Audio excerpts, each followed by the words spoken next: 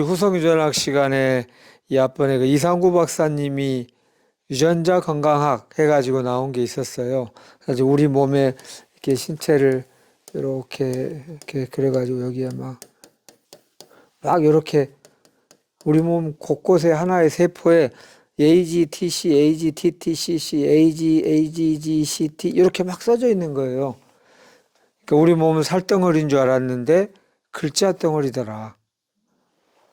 진짜 알파벳이 써져 있는 것은 아닌데, 예, 우리의 가장 낮은 단위의 세포에 이렇게 하나의 아데닌, 구아닌, 시토신, 티민이라고 하는 네 가지 요소가 이렇게 어떻게 구성되어 있느냐.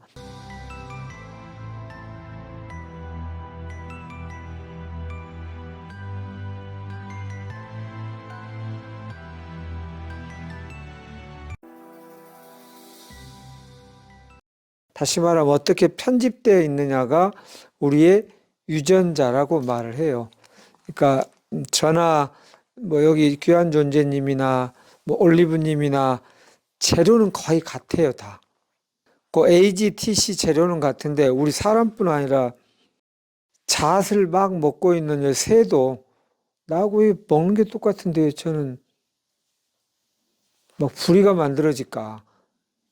먹는 게 똑같으니까 똑같은 게 이렇게 몸이 나와야 될 텐데 구성 요소 4개는 똑같은데 그거를 AGTC로 하면 제 살과 뼈가 되고요. 예를 들면 AGTC, AGCT로 만약에 이거를 편집하면 올리브님 살이 되고요.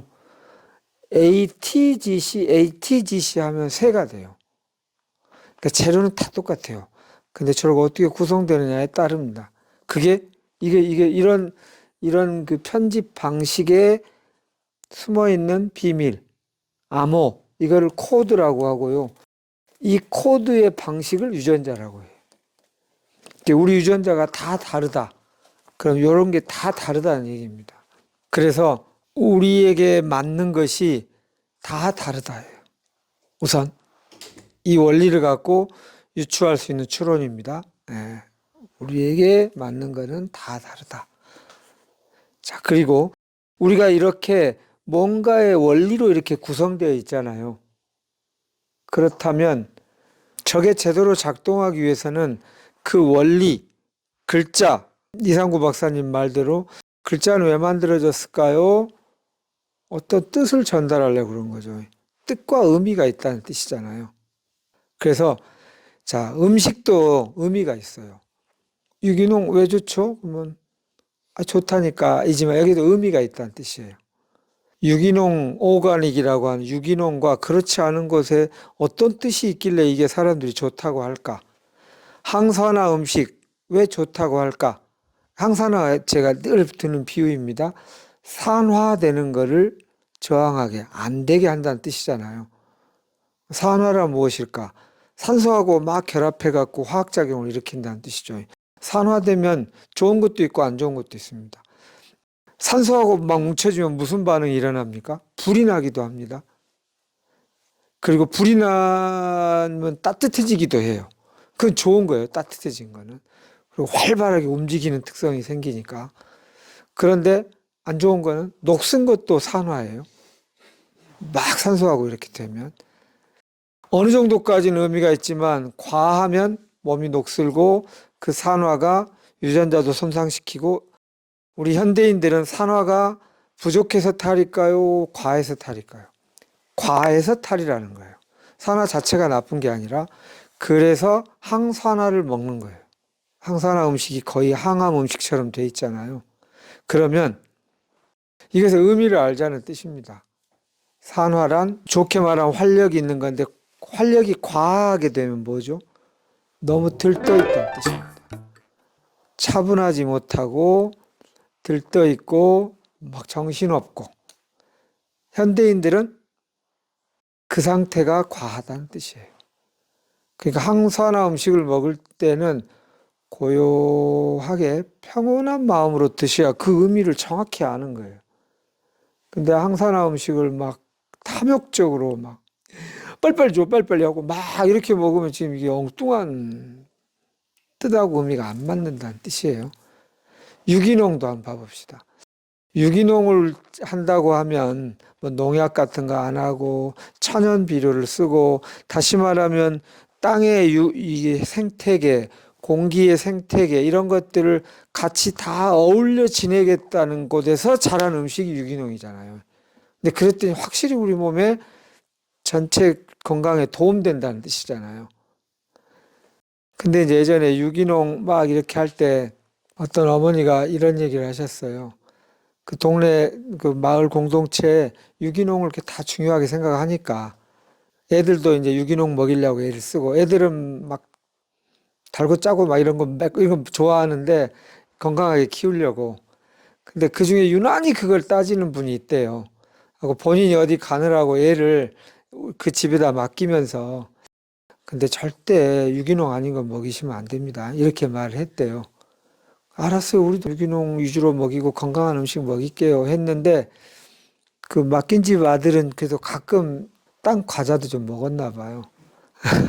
그래갖고 걔 데리고 간 다음 날 느닷없이 문을 막 꽝꽝 두드리면서 그 아주머니가 와가지고, 내가 아주머니 믿고 우리 애를 맡겼는데 왜 유기농 아닌 걸 먹였냐고 막 이렇게 하더래요. 그래서 아니 안 그랬는데, 그랬더니 애 코줌을 뒤져보니까 이 일반 가게에서 파는 과자 이게 나왔다는 거예요.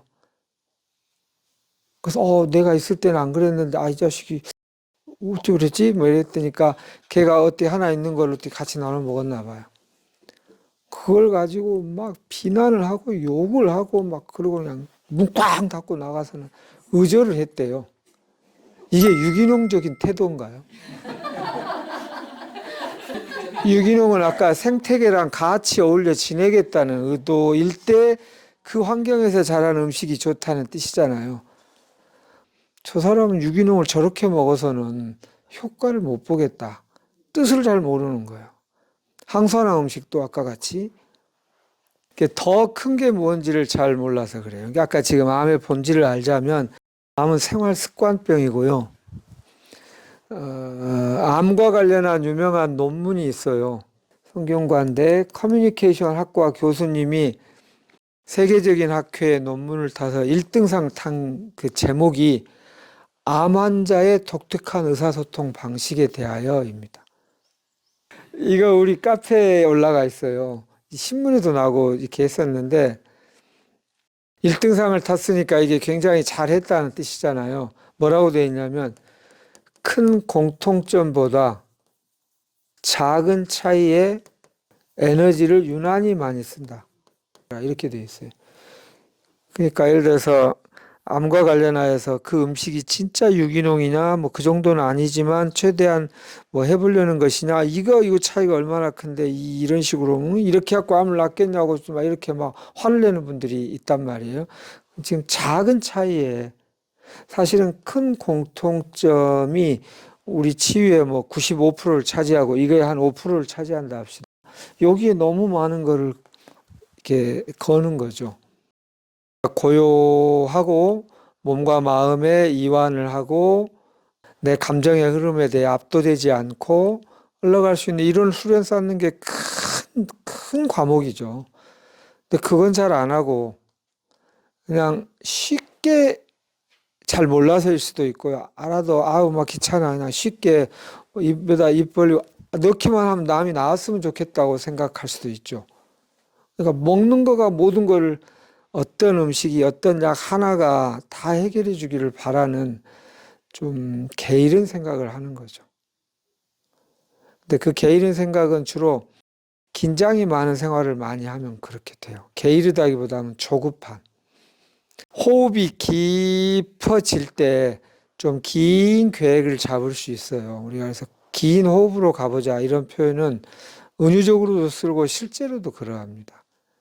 그래서 저도 뭐 이런 거 할까요 말까요, 이건 먹을까요 말까요, 뭐 누가 이런 건기식 좋은데 이건 먹을까요, 누가 뭐 이런 거 산삼 사왔는데 이거는 어느 정도 먹어야 되나요, 차가버섯 이런 게 있는데 어떻게 하나요, 식이 유황은 또 어느 정도 먹어야 합니까, 이거는 오전에 먹을까요 오후에 먹을까요, 이런 질문을 엄청 많이 받겠죠. 그럼 제 대답은 아무렇게나 먹어도 똑같습니다. 호흡이 깊어지기 전까지는 그 어떤 선택도 정확하지 않을 가능성이 높습니다. 호흡이 깊어지면 진짜 중요한 거가 딱 좀 시간이 걸리더라도 그리고 요게 100점 만점에 70점짜리구나. 요게 한 20점짜리구나. 이건 2점짜리고 1점짜리구나가 조금 이렇게 보이게 돼요.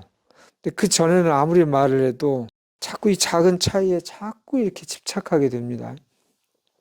암은 뭐 하나 먹어서 낫는 것이라면 아까 주마니아님 말이 아프지만 깊은 통찰을 주는 얘기입니다. 만약 뭐 하나 먹어서 다 나았다면 암은 이미 정복됐을 거예요. 다 유전자가 다르기 때문에 자기에 맞는 거를 찾아야 되고요. 그것도 음식 하나가 아니에요. 습관이 음식 하나 먹은다고 습관이 바뀝니까? 안 되잖아요. 물에 뜨는 거 수영을 이렇게 해보려고 그러는데 뭐를 먹으면 갑자기 수영이 돼버리진 않잖아요. 또 수영을 어떻게 하면 잘합니까? 오늘 당장 도움이 되는 거 하나를 주세요. 그러면 저라면 두려움을 내려놔야 될 것 같아요. 그럼 막연한 얘기 말고 구체적인 얘기 좀 해주세요. 물을 몇 번 먹는다 생각하시죠? 시행착오 괜찮다고 생각하시고 한번 몇 번 해보세요. 뭐 좀 구체적인 얘기를 안 하지. 뭐 공부를 적게 하셨나 봐. 이렇게. 손을 27.3도로 꺾은 다음에 이렇게 하고 이렇게 3번 한 다음에 발은 이렇게 하고 이렇게 해줘야 좋은 줄 알아요. 근데 물을 뜰 때는 그것이 아무 의미가 없고요. 그럼 뭔 책 하나 소개해 주세요. 물에 뜨는 거 책을 100권 읽는다고 물에 뜨겠습니까? 그 세계는 몸으로 체험해야만 돼요. 습관 체험해야만 돼요. 근데 자꾸 이제 머리로 다 하려고 해요. 왜 그렇게 너무, 그 정도면 충분합니다. 아니요. 이게 절대로 실수하지 않으려고요. 이제 그렇게 들어갈 수 있는 성질의 것이 아니라고요, 습관은. 아까 50점짜리라도 우선 해보면서 약간 수정하고 이렇게 할 수 있는데, 그거를 완전히 내가 지금 이렇게 안 됐다고 100점까지 찾느라고 시간이 몇 년 걸려버리면 암은 몇 년 안 기다려줄 가능성이 높아요. 그러니까 머리, 가슴, 배로 큰 공통점에 중점을 두자. 그러려면 호흡이 깊어져야 됩니다. 그럴 때 이 좀 추상적인 얘기, 좀 모호하면서도 깜깜한, 그러나 우리 생명의 메인 바디가 되는 얘기가 이거구나. 이게 70점짜리, 80점짜리 문제구나. 100점 만점에가 떠오르실 거예요. 근데 그 말을 제가 머리 개념으로 설명하는 데는 재주가 부족하고요. 저만 부족한 게 아니라 인류의 위대한 스승들이 다 그런 걸 말로 표현하기 힘들다고 말해줬어요. 제가 부족한 거 아닙니다. 그래서 옛날에 유명한 선사들은 그런 거 물어보면 뭐라고 했을까요? 도를 알려면 어떻게 해야 되냐고 도 막 물어보고 그러면 그게 언어로 표현할 수 없다고 했어요. 그래도 표현해줘야 알지 언어로 표현하면 어떻게 알겠어요? 그러면 어떻게 했는지 아세요? 이렇게 했어요. 이걸 할이라고 해요. 알아들었느냐? 이렇게. 말로 표현할 수 없다. 또는 이렇게 막대기 가지고 땅! 알아들었느냐? 이렇게 했어요. 이게 체험해야 될 거를 자꾸 언어로 이렇게 하려고 하니까. 근데 그거를 넘어서야 된다는 말을 하는 순간 뭐 이상한 소리를 하네 하고 이렇게 돌려버릴 수가 많아요. 여기 이렇게 중독돼 버리면 작은 차이에.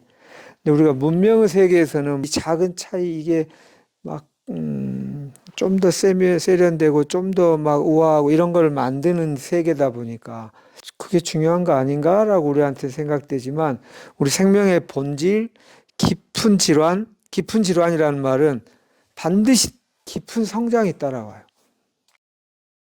그렇게 하기 위해서는 오히려 뭔가 모호하고 깜깜하지만 너와 내가 공통적으로 갖고 있는 그 세계가 있다고요. 깊은 호흡, 마음이 평안한 것, 이거 표현을 하는데 목표를 삼으시면 좋겠습니다.